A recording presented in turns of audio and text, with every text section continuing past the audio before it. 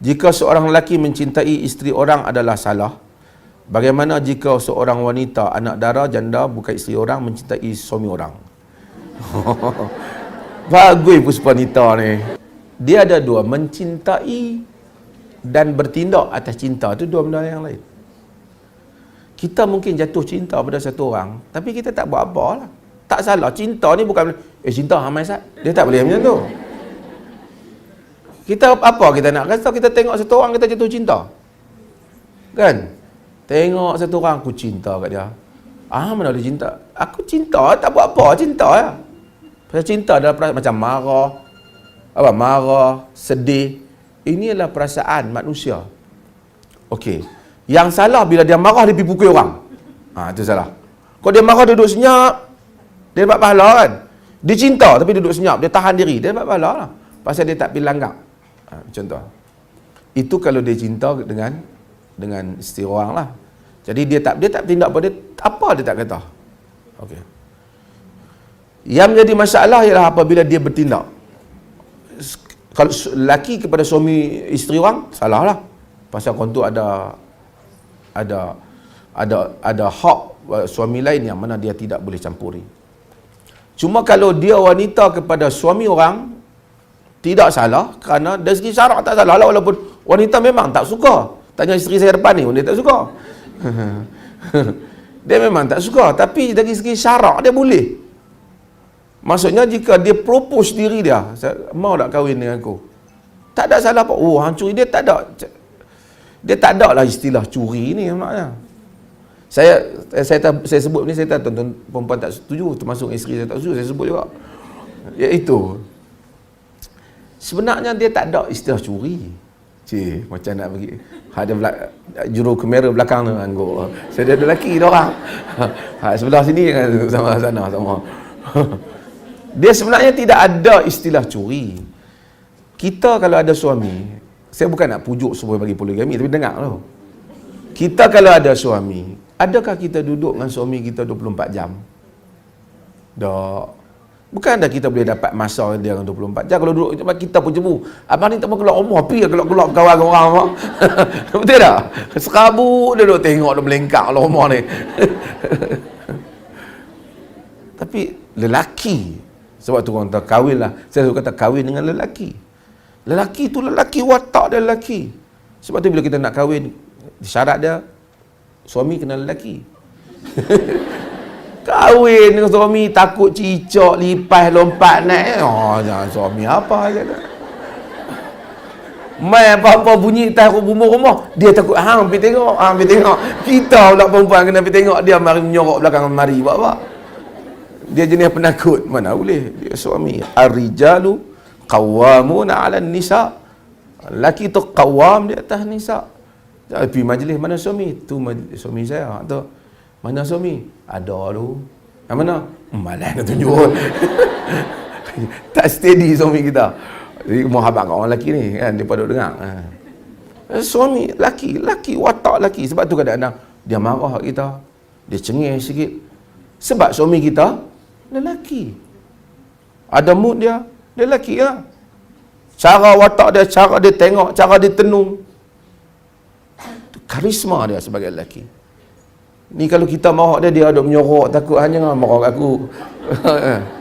Apa macam cerita apa? Alibaba apa? Jika Dinda tak suka dengan Kanda, hantarlah Kanda balik ke rumah mak bapak Kanda. Takkan macam tu. Saya nak fahamkan tajuk tu dulu. Bila kita tahu suami kita demikian, dia lelaki, dia tak akan dapat. Kita tak mungkin dapat kahwin dengan satu orang lelaki. Dan kita memiliki 24 jam masa dia. Dia akan ada sibuk, dia akan pergi sana sini. Sama kat suami tuan-tuan, tanya isteri saya pun. Seminggu mungkin 3 hari duduk di rumah. Okey, tak ada cerita curi masa ni. Satu. Jadi masyarakat akan ambil masa dia juga, orang lain akan ambil masa. Kedua ialah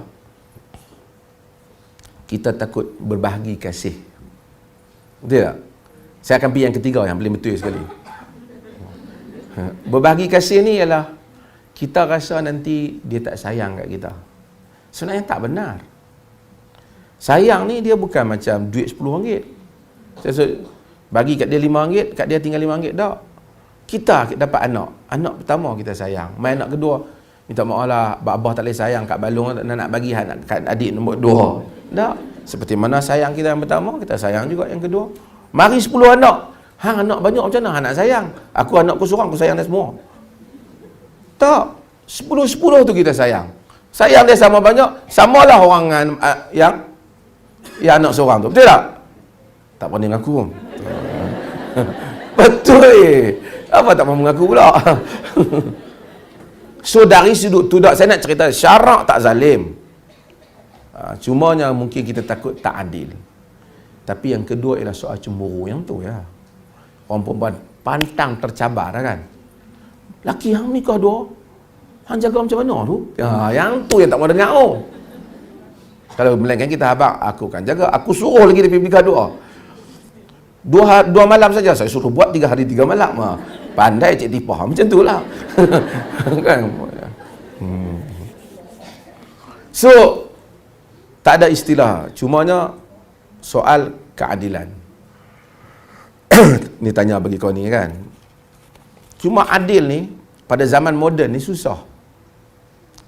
Ada dua, pasal kalau Afrika lain. Afrika kalau suami dia seorang, suami dia tak kahwin lain, dia malu. Orang kata suami dia tak cukup jantan. Tak cukup kelakian tu. Jadi isteri dia sampai 3, 4 kan. Cuma saya sebut ada satu bab yang dibincangkan oleh ulama-ulama Timur Tengah, iaitu tentang misyar. Perempuan dengar ni, hak mana hak tak kahwin dia okey, hak kahwin bahaya ni benda-benda macam ni. Misyar ialah satu orang kahwin dengan satu perempuan, yang kedua khususnya, tetapi dia tak dapat hak yang penuh. Disebabkan kerana keterikatan kepada yang ada yang pertama. Contohnya, kita kahwin, ada isteri, satu orang perempuan offer kita kahwin. Laki-laki yang ni kan. Dia kata aku tak boleh, aku ni gaji sikit dah. Ada pun tak lepas lah. Nak kahwin dengan hang macam mana?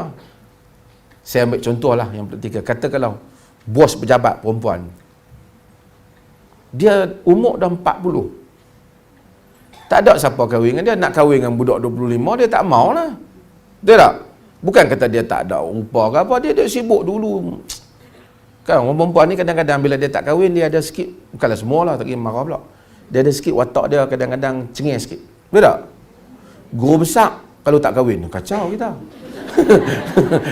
Dia suruh cikgu main pagi petang sama nak cikgu, ada anak isteri, ada suami, ada anak, dia tak kira. Sebab tu kadang-kadang laki pun sama juga. Bila jadi ketua pejabat tak kahwin, pening kita. Sebab tu dia akan bertindak di luar daripada, bukanlah semua, ada beberapa nilai-nilai kemanusiaan yang dia akan terlepas pandang. Sebab kahwinan tu penting. Okey, tak apa. Hak dengar tu janganlah marah. Ada yang okey, saya kata, bukan kata semua tak okey. Okey. Kata dia 40 tahun, mari adalah budak pejabat. Lelaki ni 30 tahun ada hantar surat ni. Budak ni tengok berkenan pula aku kat.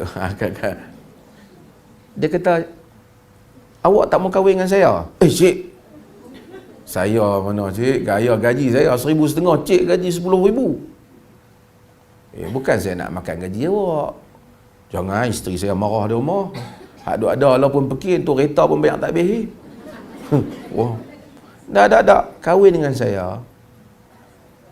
Rumah tak payah bayar, saya ada dah. Bulan-bulan pun tak payah bagi, saya halalkan. Baju pakai pun duit saya banyak lagi. Habis kahwin macam mana? Kahwin saya nak bagi ada suami, tak boleh. Dia kata isteri saya sekali dia tengok saya hilang, dia marah. Tak payah, dia kata. Dalam sebulan main 2 hari dah rumah saya. Ni nak cerita betul ni. Kan? Jadi dia pun ini tawaran mengancam ni. Kemudian dia kahwin. Kahwinan itu dia panggil misyar. Iaitu isteri itu telah menarik hak dia. Misyar ni dalam kitab fiqh dulu tak ada. Sayyara ni maksudnya macam tu jalan-jalan, dia panggil misyar ni. Bukan misyar, dulu dia bertulis kahwin dengan misyar. Misyar bukan, misyar tu misyar Umar, tu lain. Misyar ni perkahwinan misyar ni maksudnya dia macam tu. Dia agen fuqaha menyatakan tidak ada masalah. Kahwinan sah sebab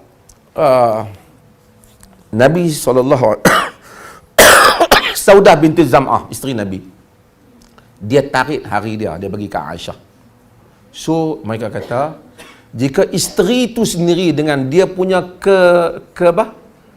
kerelaan dia bagi, maka tidak menjadi masalah. Tidak menjadi masalah. Ini dikatakan sebagai bukan nak suruh isteri suami tu perempuan buat, saya cerita